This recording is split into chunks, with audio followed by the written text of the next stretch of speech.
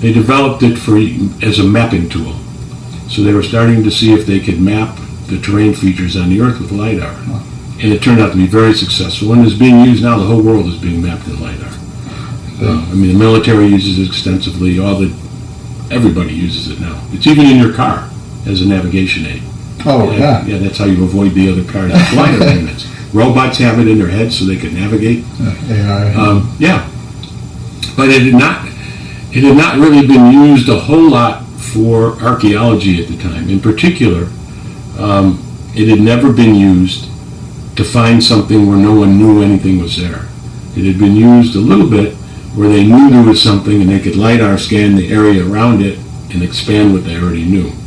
So in 2009 or 2010, actually, they took a LiDAR unit in an airplane to Belize, to the Maya site of Caracol, which there was a married couple, who had been working there for many years. They're archaeologists. And they were getting frustrated with having to tramp through the jungle. It's very arduous, slow work.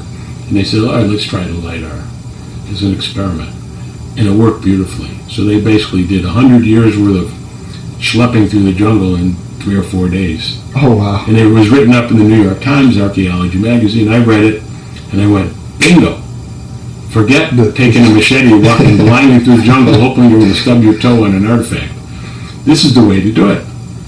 So I read everything I could about it. I got a hold of the university where there was a National Science Foundation group at the University of Houston and Berkeley that were the ones who were promoting this and writing the software and designing the machines, and convinced them that my search would be worthwhile. Some of them thought it was crazy. Right. They said, it'll never work, and this jungle where you're going is thicker than the jungle in Belize. It probably won't work. But if you can raise the money, we're happy to try.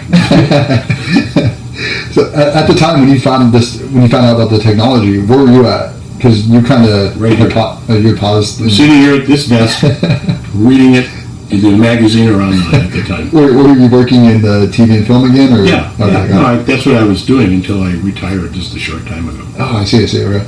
So you discovered LiDAR, and then you have a friend that approached you about, he had it in with the Honduran president, right?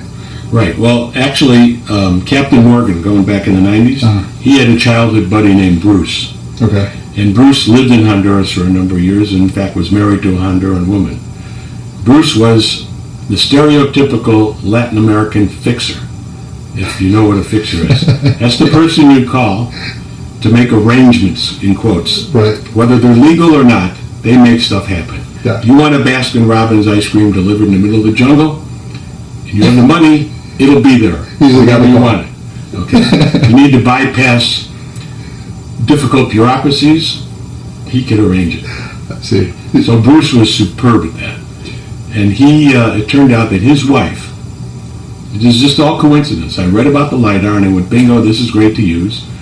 And just within weeks of that, Bruce called me. I hadn't spoken to him in 10 years since our time in Honduras in the 90s. He said, hey, you want to go look for the Lost City again? And I went, yeah, but I don't know if I want to go through all the garbage we had to go through last time. And he said, oh, my wife just went to Honduras. Her father died. She was at the funeral, and the church where the funeral's at, the newly elected president was there too. And they started talking, and she told him all about the Lost City, which is an iconic legend there. Everybody knows it. Yeah.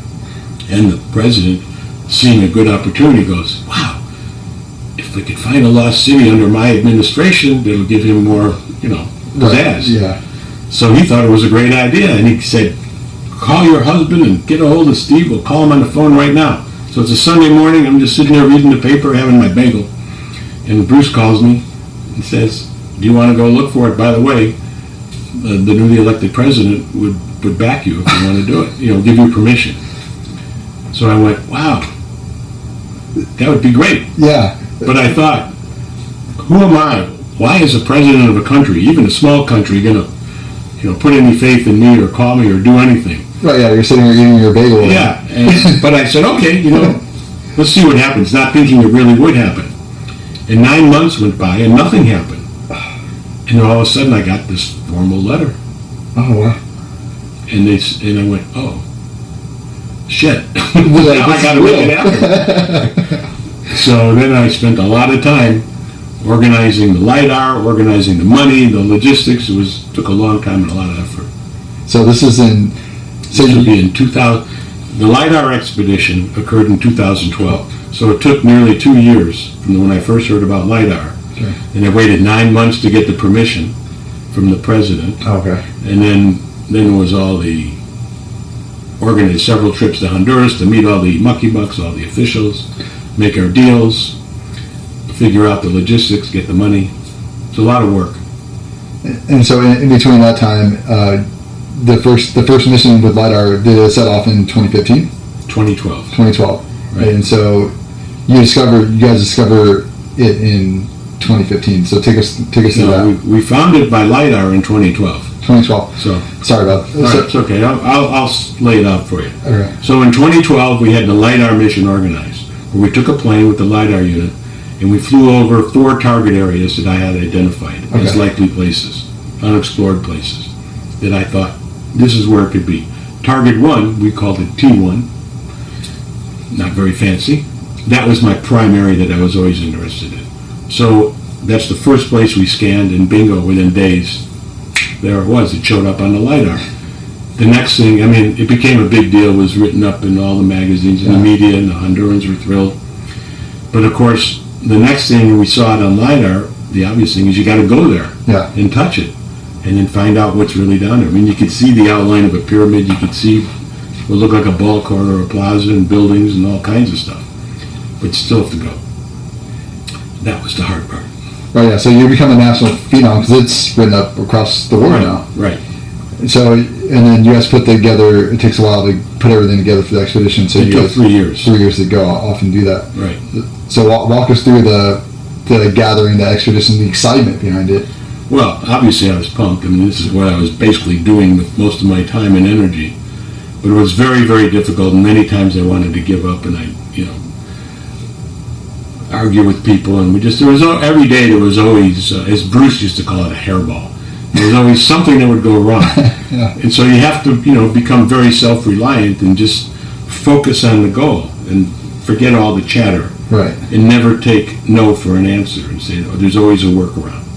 So every day there was a challenge that I had to work around, be it with people, with bureaucracy or governments, with logistics, always something. And we made it work. In 2015, we mounted this, which was really a major, like a military operation with helicopters and special forces guys, scientists. It was a big deal. And I frankly couldn't believe it when I was there, that I was actually pulling this off. It's truly incredible. So you guys are going through a place called the Gates of Hell. A lot of the locals know it as that. Well, I don't know if the locals know it as the Gates of Hell. I have a map that's in another room here that the British made in the mid-19th century. Oh. And it says Gates of Hell. That's in Spanish. So that was the Gates of Hell. Some of the historians and the people that read maps know that. But every Honduran may not know it as the Gates of Hell. They just know it's this mysterious, foreboding place, lawless place. So you're going through the rainforest. It's the rainforest. It's a bunch of unknown, dangerous species and all such. So like when you guys set off on this, so you guys are going through the river, using a boat to travel. You guys sometimes have to walk through it. What was the scariest part? Well, we only did the walking through the river. Well, we did walk in the river in 2015. But in 2012, we had dugout canoes which weighed about 4 million pounds each. It's basically a tree trunk they hollowed out. And, I said, why don't you use aluminum canoes? And they said, you'll find out. Because in the rivers, when it rains heavy, there's always big logs that wash down the rivers. Oh. If they hit an aluminum canoe, you're done. Yeah. But these big dugout canoes doesn't bother them. The problem is when the water's shallow and you got to get out and start pushing them, they're really heavy. You said they weigh about a ton?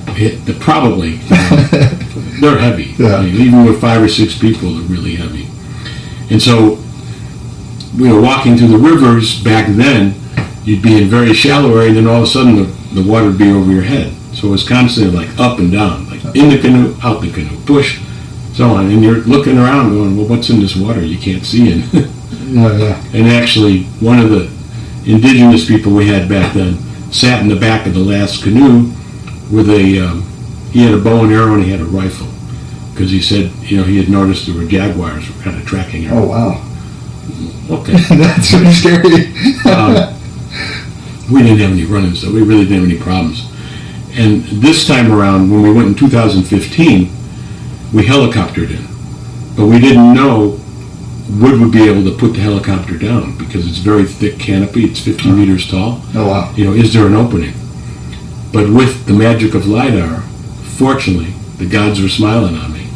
I found a natural opening in the forest where there was a bend in the river right next to the lost city. Right. And with LiDAR, we could measure how high the brush was, the distance between the branches and the trees. And my helicopter pilot, who I brought from here, looked at it and said, yeah, I can put the small helicopter down here. Was that your idea? Yeah. That's incredible. So we actually did a recce flight, a reconnaissance flight, flew over it, and he said, yeah, I can put it right there in the bend of the river.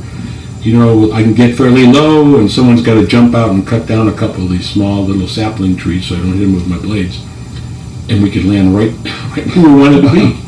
Now, the bigger helicopters the military had, the Hueys, they couldn't fit. I see. They had to go somewhere else and clear a bigger spot and then walk in. Wow. And on one of the trips, was it the one where you guys encountered a snake, one of the Right. I think dangerous snakes in the Western Hemisphere? Right, it is the most dangerous snake, the fer-de-lance. The venom is very, very potent, and if it doesn't kill you, a good chance you'll lose the limb that where the bite was. Did someone almost get bit by it, or was? Well, Or we saw them. There were a lot of them. We saw them almost every day, okay. and you know, we're aware of it. We wore our snake gaiters, which are like Kevlar shields around your lower leg. Okay. Of course, if they strike your lower leg, they can strike you anywhere.